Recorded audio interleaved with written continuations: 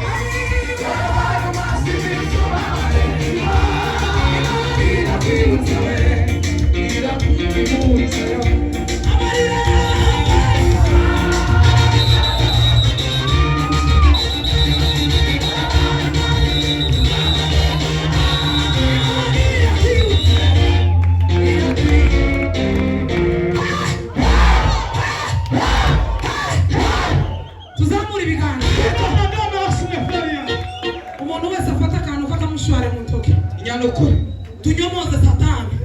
tuyibwire ngo yobi wari warishashije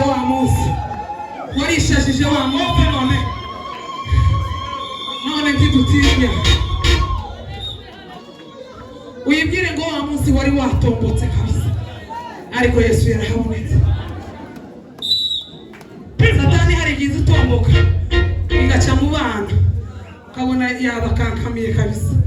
igaca mu umugore akabintare akabikintu wazi uvuga nti umenye ko ari igaca mu mugabo ukavuga ngo suko ukuntu arashatswe ukuyo shakwa na naga niko satani ziyane kubwira ngo suko ya mugabo waje